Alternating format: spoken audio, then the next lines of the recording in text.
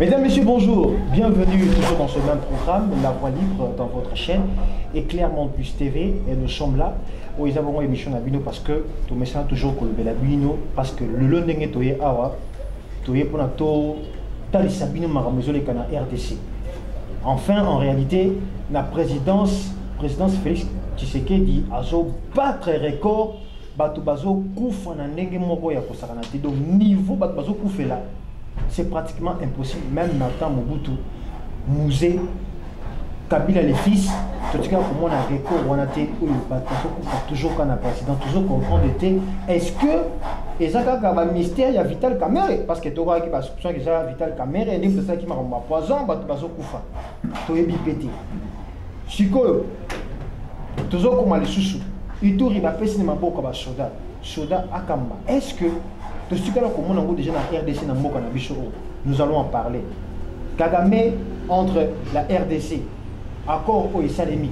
On a invité Alain Bouloudja parce que c'est lui notre invité vraiment d'être pour le Tundima qui m'a coupé sur la Naye.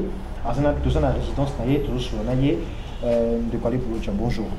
Mbote de Kolangai, Mbote Nabalandi. En tout cas, merci une fois de plus pour l'opportunité. Voilà, Zali Bongo, initiateur, il y a les bâtisseurs, Zali Bongo, parti politique, qui a déjà bien installé. Zali président, il y a une nouvelle classe politique. Donc, il y a toujours le Belamasolo, il y a Makambo, il y a RDC, il y a Alain Bouloudja, tout le monde Makambo, il y a dépolitisation, Nakati, il y a Séni. Au maintenant, au point Séni, tout comprendre dépolitisation et Zanini. Et puis pourquoi la carte CENI dépolitisation et Zokota? Parce que nous avons 2023, est-ce que réellement tu as une élection en 2023? Ce qui est une élection en 2023, CENI, est-ce que si tu as en tête, la présidence CENI pour la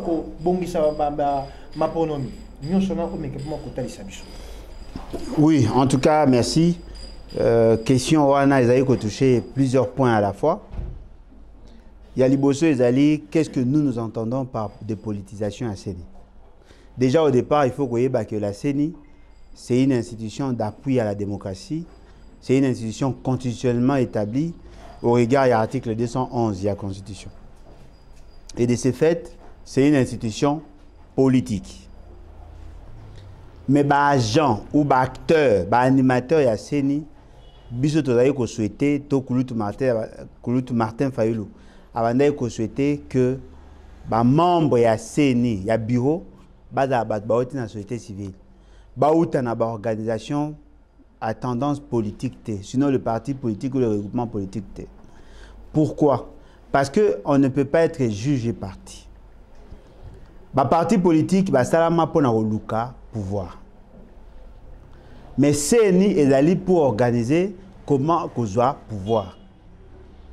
En 2006, 2011, 2018, on s'est rendu compte que bateau ba kota ki na CENI, ba koka ki kolongo la kazaki na bango ya ba parti politique te.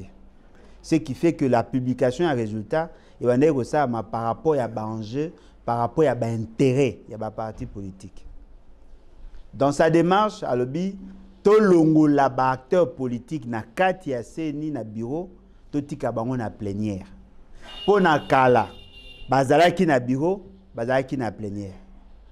Bureau la plénière mobimba ezaki constitué na 13 personnes, 6 la majorité parlementaire Kabila, 4 na opposition institutionnelle IDPC et consort, 3 na société civile.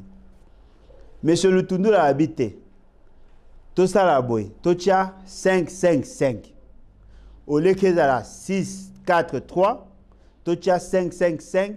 Bah tout bas dans la même quota pour que ça que tant qu'on va débattre, bah dans la même chance d'atteindre l'objectif.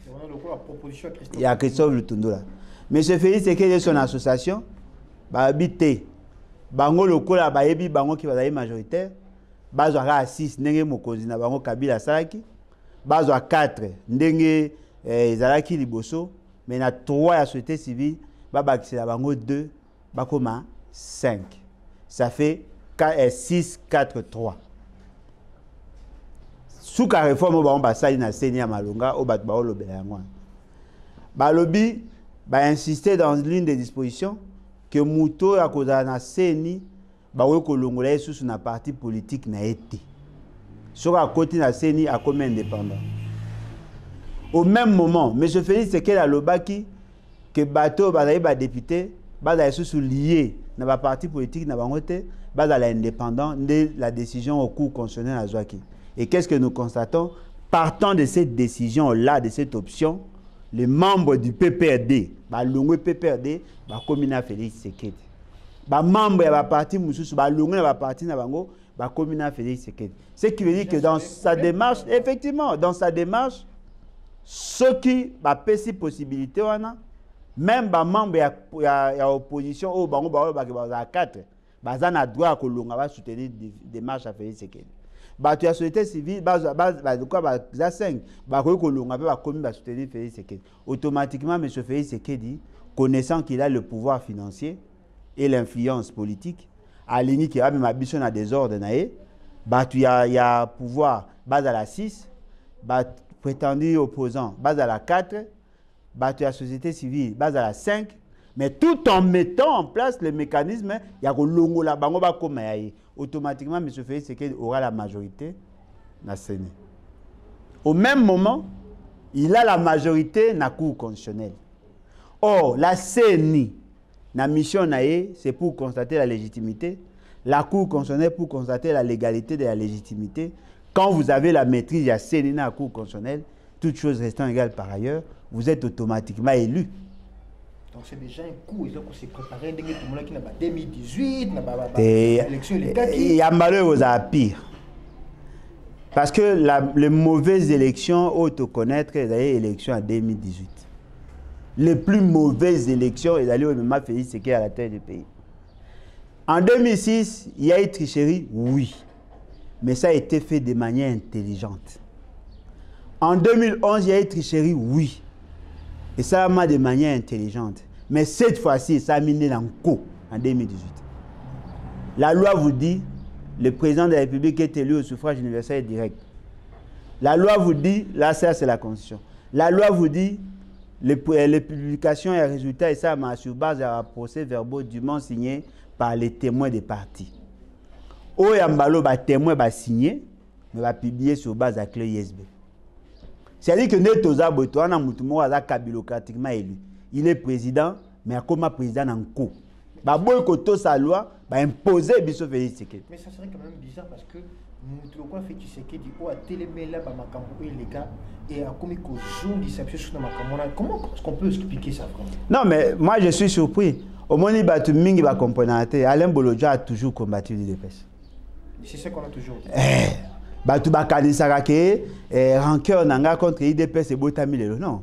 Depuis na comprenant comment l'IDPS a été créé et comment les pères fondateurs de l'IDPS ont été sous-traités par Mobutu, j'ai compris que ces gens-là sont très dangereux. M. Félix Tshisekedi n'a jamais combattu les antivaleurs. Il est né dans les antivaleurs, politiquement. L'IDPS est un antivaleur.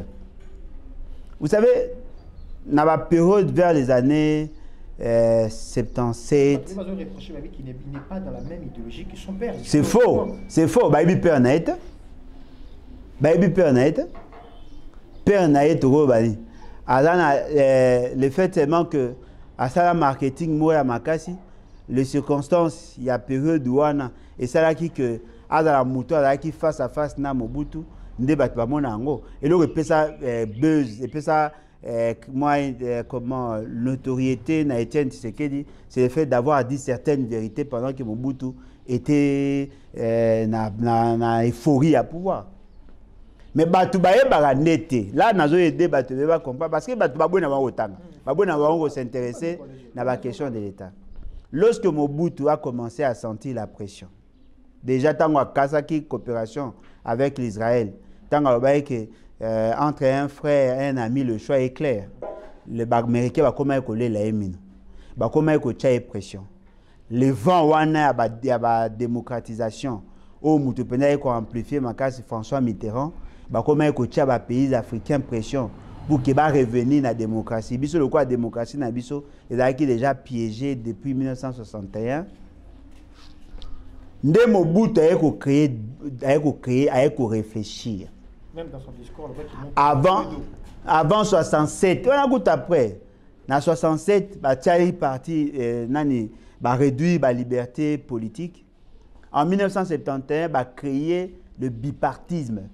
Alors que le pays est un multipartisme avec plusieurs partis. On a créé le contexte de bipartisme. C'est-à-dire que Mobutu, au lieu d'un parti unique, qui est un père, ça l'Assemblée va créer bipartisme pour que se maintenir au pouvoir avec la stratégie à séparité. Ce qui a fait que ça l'a essayé, il y a Konako. Konako est une initiative de Etienne Tshisekedi et ses amis. Ils ont tenté de faire ça sur le plan international et pour ça qu'il y a un problème. Pourquoi? Parce que la composition à Konako est déjà ma B. Et puis, bateau Bazaki Nakati n'avait pas de l'ancrage. Ça a échoué. Il a mort. N'est-ce que Mobutu et Batunae, il va créer notre parti. Il va sélectionner. Nakati, il y a un père. Bateau va représenter la tribu, Makas, tout ça. Longoli Bango, il va créer UDPS avec les 13 parlementaires. Tous membres de un père. Va créer une stratégie na Bango, va commis cause ampleur. Pour que Mobutu la kisake no bazaki vraiment bateau bazaki contre yé a commis ko traquer bango ko sa banko pour que créer ce que le quoi moi base moko ya confiance ba mona ke bango bazaki alternative. C'est comme ça. Tous ceux qui ont combattu Mobutu au bazaki bena ba ennemi na farouche, tous sans exception ont été tués. Sauf Okima en dehors du pays. Tous sans exception. Et tu sais qu'il est toujours maintenu parce qu'il était dans la stratégie. C'est ce qui a permis à Mobutu de faire 32 ans. C'est la stratégie à séparité. IDPS est depuis quand là? Oh, IDPS est né dans les mensonges. Na lo bela hango ba ba yoka. Bokangelanga mwana wana. Ah, okangelanga mwana botuna papa Etienne Tshisekedi a voyagé en avion médicalisé qui a payé la facture. Botuna. Moi, je suis un pasteur Mugal, quel est son rôle? Quel était son rôle? Pemenia Etienne Tshisekedi. Et puis, Albert Moleka, pourquoi et dans quel contexte Balongo la IDPS? Allez poser cette question. C'est grâce à Etienne Tshisekedi, Félix Tshisekedi a Omeï. Et Joseph Kabila a Omeï na pouvoir. C'est grâce à Etienne Tshisekedi que Bemba a comme président de la République. Non, mais c'est connu. On va dans la stratégie. Non, voilà. Il y a un pouvoir. Il faut canaliser l'énergie, candidater la population. Nous allons nous constituer en opposant. Chaque fois qu'il y a une oppression, il y a un biso, c'est ce qu'ils ont fait. Est-ce que vous imaginez que toute l'opposition s'était organisée pour que Kabila l'ait en 2006. Toute l'opposition. Etienne Tshisekedi a dit que ne va pas se faire enrôler. Yo mona ezayini, ça déjà été. Etienne Tshisekedi a tinda batu. En 1997, Bakende Goyamba, Rwandais na Laurent Désiré Kabila na Lubumbashi. Chef de délégation Olengankoy. Tango bazongi after la commune à Kinshasa a récupéré le pouvoir Mobutu Akimi. Ba pesa bango poste partout dans toutes les provinces. Ba bazaki ba gouverner banani. Tu sais que les opposants à Mobutu azalaki en place. Ndegonanga eza stratégie à ba chege pe ba sala yango. Ba oya ba omona oza mwa mbaka sa oza koya. Ba créer net ba oswana ba obunda yo tango yo ko pekisa. Bango ba o cibler te makofi wana te. Ba o cibler porte-monnaie na chombo. Il y a une stratégie dans le monde. Bateau ba yebi bango te ne ba beta maboko. Parce qu'on a contexte on a Félix Tshisekedi à Botam. Félix Tshisekedi a toujours été en relation de sainteté avec le Rwanda. Bokamon. Donc d'abord, bref, dans Makambo Italie, c'est déjà il y a un sérieux problème dans dengue stratégie pour Félix Tshisekedi na biso. Soki toye chiko na Makambo Italie, dengue président social accord na Rwanda. Nalanda ki moko alobi ke alobi RDC ko continuer de kozala na palabre na Rwanda to bazala ba ennemi parce que même France na Allemagne ton bazala qui n'est pas problème ba guerre les gars qui Allemagne bazala qui vraiment ennemi à France bongi ça le ba comment na bango ba vraiment ba meilleur ami donc ça veut dire que ya atanga ngwapi ça veut dire que yazo mabiso na même processus atanga ngwapi ye mais je vais c'est que atanga makamona wapi atanga ngwapi parce que l'histoire de la France, l'histoire de l'Allemagne, il y a eu une histoire connue. Aujourd'hui, même la paix mondiale se réfère notamment entre France et l'Allemagne.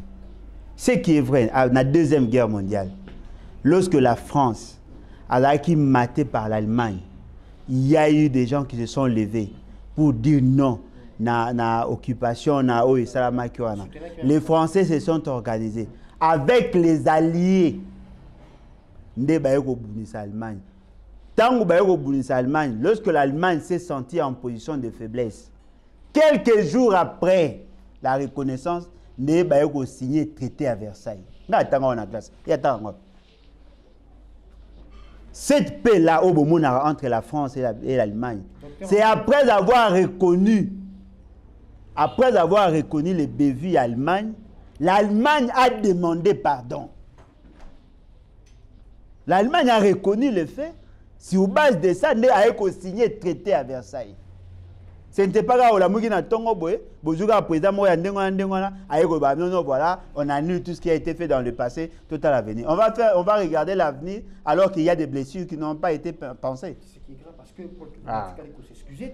Non, c'est mal s'excuser, à reconnaître même pas ma fait. Mais comment est-ce que le président Félix a pris mais pas il faut bien regarder le président. Le Félix, c'est qu'il a évolué. Pourquoi a compris qu'on s'est rabaissé à un niveau que Mboka Oyo biso tout le monde a ennemi na biso? Parce que même au Ghana, ceux qui va comment côté même dans l'Est pour saccager, c'est parce que ça droit il y a ouverture, il y a Rwanda. Mais le lot fait tu sais que dans 10 000 ça la partenariat ça veut dire que peut-être ils ont un changement mon côté tout le monde par rapport à Rwanda dans RDC. Non mais la dignité na biso d'ailleurs j'étais en pâture. Est-ce que yebi na période à la Belge, papa on a allé 3 fois par jour. Mais pourquoi va senga indépendance? Pour bazara na problème en la makasté. Ba senga indépendance pour la dignité. Mais je fais ce qui n'a pas besoin de dignité. Mais ce fait c'est qu'il y a une démocratie oyo tais-toi mange. C'est-à-dire bah go beta ofi mo l'essentiel oliak. Souci na ezara za président. De souci na yé. Pour na ya omo na Angers à Congo, ezara yata mola liko tapis rouge. Fin. Asomba ba sabata ba $1250 ba 3000, ala traba montre à cher, ala traba bilamba à cher, ya ba griffe. Souka oya omo na vie à Congo et souika na sa personne. Donc ça veut dire qu'il y a un président publié et non élu. Non mais République Kazaki est lutté. Mais vous avez non élu, mais vous êtes compétent. Mais je fais ce qu'il vient de jeter en pâture la mémoire de 6 millions de personnes. Au Moninga, je sais qu'un jour on fera la paix avec le Rwanda. Mais après réparation. Le Rwanda, c'est un pays voisin. Mais le Rwanda restera, dans l'esprit d'Anga, un pays ennemi. Neto Lobaboy. La Corée du Sud et la Corée du Nord sont voisins, mais au Canada. Et puis samite. Et puis samite. Ce qu'on a dans pays musus en Amérique, Mexique, Babamboko et Belé, ça permet les États-Unis. Au Canada. Est-ce que peut-être du point de vue diplomatique, diplomatie, c'est la lâcheté. Et la diplomatie, est-ce que la diplomatie interdit à un pays de faire valoir ses droits? Est-ce que vous avez imaginé Kagame, président de l'Union africaine, mais il faisait la guerre contre nous. Le Tolo Baboué, vice-président de l'Union africaine, rwandaise. Mais Kagame continue à entretenir le groupe armé. Vous pensez que Félix Tshisekedi a maillé le Kagame? Vous pensez que Félix Tshisekedi a la diplomatie ou le Kagame? Kagame qui a fait fléchir les Français. Mon cher, le problème n'a pas de qualité à bateau ba ali boso na biso. Au moins ngane nazar, na ma casté. Mais il y a des choses que je resterai intransigeant. Tu tapes mon enfant, je te tape. Na renégocier na honte. Non, mais Bolingo, non, mais pourquoi lui a la facilité d'aimer les Rwandais et pas les Congolais? Ces gens-là qui ont vu leurs enfants être tués, violés, massacrés, eux n'ont pas droit à l'amour. Il faut que les Rwandais. Combien de Rwandais? Pourquoi nous devons continuer à mourir? Au moins, le corps a déjà montré que question les a touché directement. Na auto mona auto ça David Soka la qui paye ça auto le l'aéroport quand mutu moko akufi un collaborateur moko akufi atangi si pinzo la bangusi ma maison. Alors il y a des gens qui ont vu toute leur famille. Moi j'ai des amis Néolan Lazare ba ami na ba entrée à ba afdela. Il y avait des gens qui venaient chez moi ici. Ba ba kimara ba partir est bayaka. Ba za ke bela. Ba msu ba za na armée ba msu ba za ba civil. J'ai des amis 46 personnes dans la famille ne ba boma bango le même jour. Ça bomi papa maman noko bandeko na onyo ba bomi na mwasi na abandeli vie à zéro. Et puis ce qui est grave, yemo azika partout. Yeb ça ce ko mutuana que non to limbisi Rwanda. Ah moi bino ba ba tama boma. Yo limbisa muto ya sambité.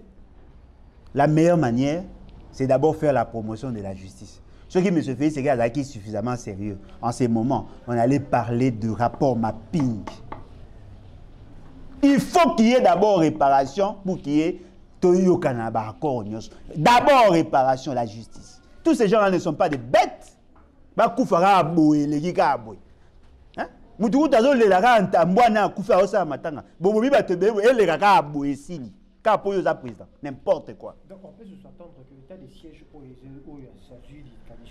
ça veut dire que quoi Negonanga état de siège qui est décrété justement pour faciliter l'atteinte à l'accord au Tolobana. Yokango Shikoyo. Neto Lobabwe, décision wana état de siège. Ils ont marqué un mini sommet à Goma. Bah information à Zobiso, il y a 4. Ah, 4. Au moins, mais ce fait, c'est que au moins, il y a un temps papa Ngwanda prophète. Oui, hein. Tout autre monde n'a pas déjà le baron. Que son âme repose en paix. Le baron pas. Les mini-sommets avaient pour finalité de nous amener là. Ça dit semblant état de siège. Batindi Basodan a besoin de mission. Mais la paix si bango dotation. Ngonga wana espace wana bango batwana baza kwaji population rekomate société civile rekomate mais bateau ba exploiter ressources na biso ba okoma on n'a rien fait. Je connais quoi les bolocho to yibi que bitu mesana este bande kuna biso bazo kufa bazo massacrer ba to moni ba Uganda baza wana Rwanda za wana mais ce ko yango ndenge président zo sala démarche na ye pour na ko zongisa kimia. Maintenant est-ce qu'on peut savoir banani yango opena bazana auteur ya ba massacre nyonso zo le Canada Est. Est-ce que c'est le Rwanda, c'est l'Ouganda ou bien esa batu oyo baza ba parapluie pour na ko soutenir biloko wa? Ndeko nangai objectif avant pour to comment non mais ndeko nangai je crois le plus grand malheur na biso lelo c'est d'avoir M. Félix Tshisekedi à la tête du pays. Ba menacera na bango de mort. Ba menacera na arrestation. Na ko changer discours wana te. Ata boye na char de combat. Oui qui wana fachi béton. Skoni. Béton ya ciment et expira. Zéle belé. 100 barres de fer. Béton ni obeta masoir. Béton a fléchi devant Kagame. Ah. Et loko ezali vrai. La guerre de l'Est, ezali multidimensionnelle, ezali une question transversale. Il y a des intérêts croisés. Les velléités expansionnistes à Rwanda, Ouganda, c'est-à-dire la vision Imatuchi, ou Laurent Désiré Kabila Loba. Tozali n'a pas intérêt économique. Il y a un pays où tu as un partenaire traditionnel, c'est-à-dire la France, l'Allemagne, la Belgique et tous ces pays-là, les États-Unis. Tozali n'a conflit identitaire. Et puis, tous les opérateurs économiques à Mike au bazar exploité dans Kachouara. Cette question-là ne peut trouver des solutions qu'avec un gouvernement sérieux. Parce que ce que Tali Mindele, hypocrite Msou Bangwa, le roi Bampou, alors il y a un poste au Tchom Pepe. Koto ba me ma paix, koto ba me ma guerre. Ceux qui paient Simbi, ba Monique et Sali, ba créer une situation de guerre pour que nous dans l'impossibilité, en ce moment eux se retrouvent. Ceux qui ont moins ça la paix, ba on va dépenser, mais na souka il faut pas créer guerre pour ba récupérer bon avant. Ba ça na biso ka ba. Nations Unies, c'est une juxtaposition d'intérêts. Ne pensez pas que les Nations Unies sont des décideurs. Non. Nations Unies, il y a une manière, il y a gérer la frustration. Ceux qui décident dans ce monde, il y a le Conseil de sécurité. Ce n'est pas le secrétariat général des Nations Unies. Ce ne sont pas tous les pays qui décident. Pourquoi tout le monde veut être membre non permanent du Conseil de sécurité? Parce que c'est là où on prend les décisions. Comment voulez-vous boire plus de 100 personnes pour représenter l'État dans le gouvernement, pour décider, mais 5 pays, moi aussi, pays, pour décider en dernière raison. Vous parlez de quelle démocratie là-bas? Il faut que le monde a l'élona à Kala, et dans le monde il y a rapport de force. Cherchez d'abord à exister pour exister. Le jour où on va frapper le Rwanda, l'Angola, ok, à Obanga Biso, à Ozamboga, pour partir à Kayembe, ça n'est pas là-bas. Est-ce que ça serait impossible parce que tout ça est encore là-bas? Non, mais attendez, mais est-ce que l'accord interdit la guerre? Oh, pourquoi ça l'accord peut vous salir guerre? Il y a eu combien d'accords créés avec la guerre? Est-ce que va tout bailler baka? Sur le tali l'accord il a dit ça déjà. Accord il a dit ça déjà. On a donné les options, exigences pour le Congo. On a donné à la sous-région. La sous-région n'a jamais respecté ces accords. Mais nous, bêtement, nous continuons à respecter ça. La communauté internationale n'interdit pas la guerre. La communauté internationale n'interdit pas la guerre. Au lieu d'interdire la guerre, il y a le droit international. Mais lorsqu'il s'agit de défendre la survie de la nation, on peut marcher sur ces droits-là. Battons-nous. On a 9 pays voisins. Ceux qui chaque fois vont faire tu peux si parti. Na Rwanda, vous pouvez si or. Na Ouganda, vous pouvez si diamant or. Après, dans le Soudan du Sud, vous pouvez ça. Vous pouvez na RCA, vous pouvez. Vous pouvez na Congo Brazza, vous pouvez. Vous pouvez na Angola, vous pouvez. Vous pouvez na Zambie, vous pouvez tout au Barossa, vous pouvez avoir quelque chose. Ce qui veut dire qu'on ne sera jamais en paix. Chaque fois qu'un voisin cherchera à avoir quelque chose chez nous, il va nous tuer. Au finish, on va céder au nom de l'accord. Donc la RDC doit comprendre que c'est une guerre asymétrique, c'est que nous sommes en train de vivre. Non, mais la guerre asymétrique ou pas, notre plus grande guerre, ce sont les insuffisances notoires à M. Félix, c'est qu'il y a à la tête du pays. Beaucoup de na papier. Notre plus grand malheur, c'est celui-là. Parce que le jour où on aura un président digne de ce nom, les choses vont changer. Mon frère, guerre les Arabiens. Guerre les Arabiens. Au moins, les bisous sont au cou là. Non, mais bien sûr, pas besoin de sa guerre. Ils sont se défendre. Tu as beaucoup de familles, tu as un système défensif. Ça peut être un problème parce que les militaires sont dotés de Ponanini. Financement exact. Non, mais Ponanini. Parce que nous le voulons. Vous pensez que le Rwanda, si aujourd'hui nous nous organisons, 2 mois après, 6 mois après, on va faire guerre contre le Rwanda, vous pensez que le Rwanda sera ce qu'il est aujourd'hui? Le jour où on va faire la guerre contre le Rwanda, c'est ce jour-là que notre unité va être recouvrée. Le jour où les autres pays vont tenter, est-ce que vous avez imaginé un pays, et quand ici, il y a un drapeau, il y a un pèse na bango akufite. Bon moi la normal. O ko mbo ata maboma. Ah! Mutuku tuka pona lopangu kaka lopangu ba obunda. Yo mba pona pays.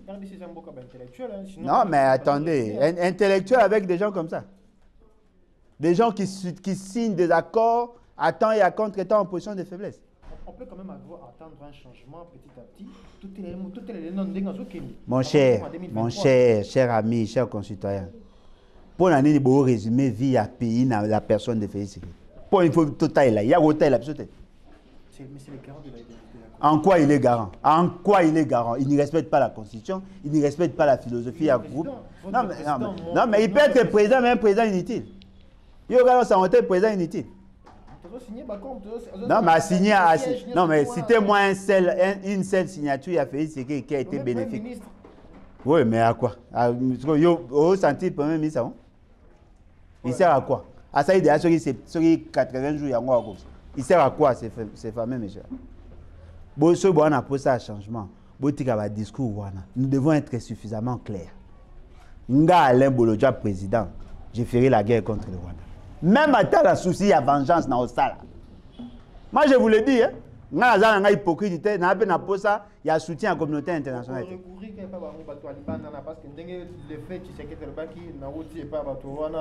Voilà. Et effectivement, et l'Okoyo Lobo a raison. Le fait seulement que nous avons compté sur les partenaires traditionnels au Bengi, l'Occident. Le coup là, on aider à gérer vers la Russie. Alors, bon, pour sauver mon peuple, on a prêt à signer. D'accord. On a aucun vers la Russie. Ceux qui vont gérer vers la Russie. Oh, papa, est-ce que vous avez imaginé? On a coupé la maladie. Erreur à médecin. Et bien, ça vit pendant plusieurs années. Parce que nous imaginez bateau, on a baissé. Moi, les Congolais, ceux qui ont touché, on a posté, au moins, on est normal. Na keko sala émission na bi quelque chose na poma courante eh za lukuta biso za na courant papa yo fana na gombe nga fana na ipene nga bi ke na courante yo ba nga ke za na courant de yo soki yo za na courant biso to lo bate po yo za na courant soki yo za na pe obimaka na tongo ko sala musala o mu na normal mais bato ba buma bango ba kata ba makolo ba buma basi na bango ba vela ba bango ba na droit vite. Total à Congo dans son ensemble. Il y a des gens qui sont meurtris. Ba buma bango ba sambisa bango ba vina bango et silatina. Mais quand on a 46 personnes dans la famille, bango tout bakouf. Na ba nièce, na ba neveu, ba boumi bango tout bakouf. Et puis yo non seulement ça, ba baby chez longi na ba bombe. Ce que mutua na bo défendre droit na été parce que ça ta famille na binote. Moni et le retour linga tout faire voir ba congolais, bo longwa na esprit ya kotala ka bino. Naza ba maman mo so côté pa nga ko mona. Ana poto. A Monica ba vidéo to ça qui ba émission na ba maman Tatiana ba gaz to a Monica ba vidéo ya ba pigme bato ba souffrir a ebi ba ngote a pe ba ta province na été a sali don ya bilamba wana za mutema bo moto o yebi mutu te mais sali au passe ce que bazo bi sabino que il y a eu plus de 6 millions de morts bo ba biso non ele kakabwe oh bino bo boule bato ba mpesa ata mpesa ngo ba mpesa boy toujours continuer l'émission, toujours qui n'est pas tout comme pour moi. Ce qu'il faut, c'est pas arme de collègue, il faut bien ça surtout. Mais tous mes campements au gouvernement Cambo, le lot, oui qui va nommer mandataire. Obésité, ils ont un cas il y a présidence. Bambongo, Zobima, dépensement, il y a flou, ils ont flou qui va comprendre qu'est-ce qui se passe. Mais à l'entretemps, toujours mon bazako kanga bato mususu po bazoko détourner mongo même la présidence bazolo ndela moté ce que pour la mandataire ba misika o pour na yo omoni eza changement eux pour aboutir résultat to ezaka bazo baloka ici comme na réponse more directe. Ces gens là que vous voyez qui viennent d'être nommés bazan nommé pour résoudre le problème de l'entreprise mais bazan nommé pour résoudre le problème des partis politiques. Bakabola qui va partir pour la poste ministériel, ma bé, batumsu va se retrouver, il faut va se retrouver dans la pièce de l'entreprise.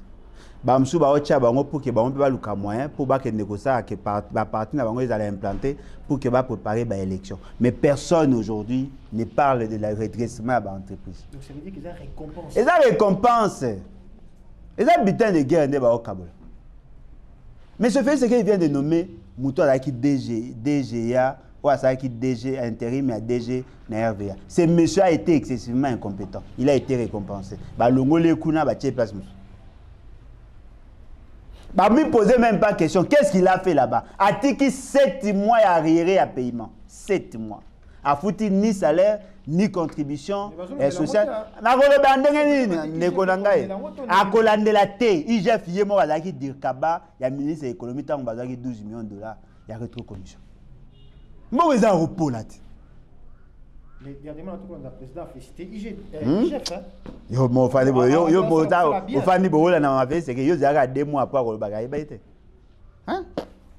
Et logo est vrai, le pays va très mal. La justice est comme une solde et à battre. Les nominations se font par fantaisie. En réalité, ce qu'on a bien, on devait laisser les entreprises entre les mains des techniciens. Bateau, bayebi maramou ya gestion. Un politique n'est pas un technicien de manière générale. C'est vrai que Bamsou a une expérience. À la pharmacie, Moussougouna à la médecine, Moussougouna à l'agronomie, Moussougouna à l'économie. Mais les techniciens, ils bateau, bayebi le fonctionnement des entreprises, les managers. Mais lorsque vous récompensez les militants, Moutouana autour de la DGA, nini. Oh, et là, c'est surprenant. Moutou y a remplacé qui? Atika qui barrière à salaire, madaki na nyongo ya ba contribution sociale. Ba kangé na prison 20 ans pour n'avoir pas payé l'impôt, pour n'avoir pas donné les contributions na DGI, na SNCS, na INPP, na ONEM. Bakangi pour respecter en côté. Mais oh, il y a autre chose à nommer sur quoi. Oh, bah autre chose longo là, et bah tiens na place monsieur. Ces messieurs n'a payé ni bateau et le retour de tangana ni salaire ya ba agent. A longo li ba syndicaliste. Oh, bah n'a ko tchai pression à longo ba on de côté à qui comité d'âge. C'est-à-dire qu'il a violé tous les principes de l'administration. Mais il a été récompensé. Pour la nini mutu ya kabuya. Les entreprises ne savent pas que fuluka. Ba monde ya la l'état mbongo. Bo comme ça on ba kana boîte mais bo lingo même moment. Non mais c'est ridicule. Eza erreur ya président, tout eza ah ebi makamba, ye mo ga lobi na bino ka ebi makambute. A lobi na bino de sili. Botika biso to fa na kimi. Ayebite. Ayebita roza supi na na après. Yo zela ka oyoka. Ayebite mutu ta ebi salaire na etende olanga. Aïe bien l'autre. Vous dites que moi abata fana. Tout le bénon les bâtisseurs, toujours Kéné, toujours mon a des constructions de point de presse dans Bango, Bazak attaqué, Ndeng Bazak Bongama. Le bâtisseur vous avez un niveau nini. Est-ce que dans 2023, peuple congolais est la bino, diaspora est la bino pour accompagner, bino pour soutenir, bino pour chaper Moutou. Moutou. Oh et Zakaka. Moutou. Élections. Oh. Donc tu m'as montré dans le bas yo kinote. Donc yo prosa ka suka ka Félix Karole. Ngai na biso to na poste to na biso na poste ba élection o ya ba fantaisité. To na poste à pouvoir ko uta na peuple. Biso levons-nous et bâtissons, les battes. To za na poste à révolution. Peuple on accompagner biso na révolution. Ceux qui to longoli tous les éléments malicieux, c'est en ce moment-là on va parler des élections. Élections internationales. C'est la manière où on a beaucoup oui révolution ça bien mais beaucoup longueur la façon ça kana biso to bima ma olonga mona pouvoir te peuple nde mokonza longola muto yali mais peuple les gars soutenir kana makona te peuple alobi angota peuple alobi angota parce que vous avez pouvoir on est mais ndeko na pouvoir yutaka na peuple peuple nde botini ba tumsu na retraite anticipée parce que l'inutilité à pouvoir malaki oh tout libabe ya mambasiya ba pacte na bango na c'est ce que nous vivons aujourd'hui. Peuple n'est pas considéré. Ici, il n'y a pas de révolution, ne comptez pas sur nous.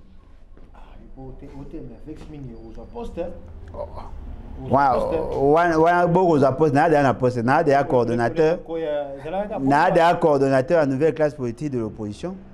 Na koza temps nous soyez ba voter nga soyez ba niminga donc bino à chaque fois soyez mutaleki na TV à critiquer Félix c'est qu'il a ba nommé donc azab n'est incompétent na niveau car soyez muta critiquer au nommé non mais voilà pourquoi il faut combattre ngo toi même ma philosophie à sika non ce n'est pas par le fait qu'on critiquer maman ba nommé yango en Kabila a recruté ka pas critiquer oh ndeolangai toi na posa il a été recruté toi na posa mboka échangé botika ko résumer situation à Congo na la personne d'Alain Boloja tant on soupe lobi dans la terre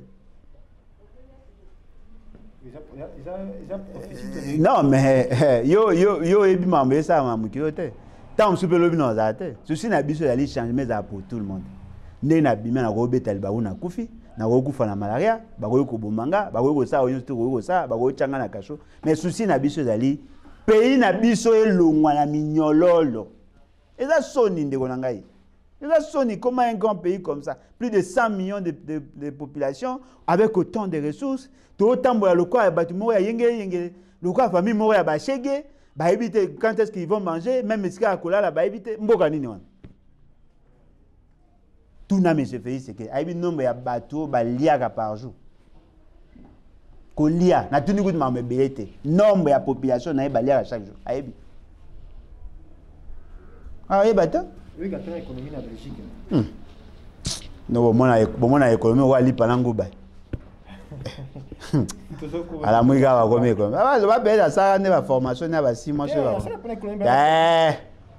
yo vite ka docteur non bon na économie la mwiga na tongo bon économie za quoi droit quoi nini tout na ba te ba kota fakitan so ba kimate.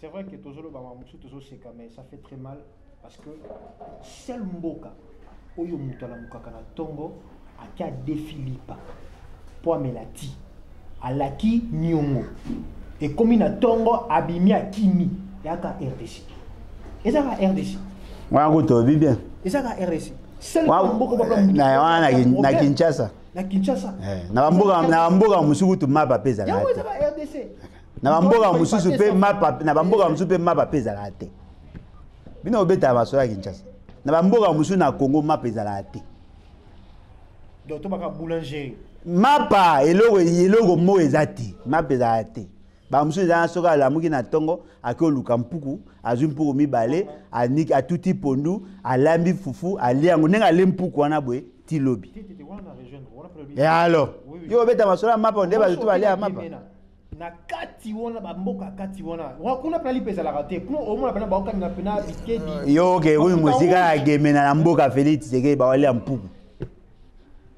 et bien ezatende olangai na mboka Félix Tshisekedi ba ba obunda pona mpuku hein aye ba na ba bo yekuta eba ne mamute. Donc c'est réellement on veut vraiment un changement. Ils ont un droit de réponse. Ils ont un droit de réponse. Ils ont mis chercher comment ils ont un argument. Bah ah moi yo lingo beto ngo songisa. Obengi biso et que ça la moi bien. De quoi les bolo j'ai toujours commis to comme ça presque dans moi souka. Au mécanisme couper sa message na yo par rapport à la situation surtout ya mboka. Na ndenge zo kende et puis au mécanisme ko yi ça fait na ba diaspora na ba ndeko bazola na yo sur avenir ya les bâtisseurs. Bon, Bisso, en tant que parti à tendance idéologique progressiste, nous sommes ouverts. Batoubaya va adhérer massivement. Nous voulons un changement radical. Les changements sont radicaux. Parce que plutôt qu'un changement, on risque de faire encore 60 ans pour rien. D'ici 2060, en 2060, on va totaliser 100 ans d'indépendance. Le monde est tout le bas, ne quoi tout le bas, papa de Moussuma Pékota a été. Et zapété. Moussou se peut mapa, aïbi ne peut mapa existence à mapa té.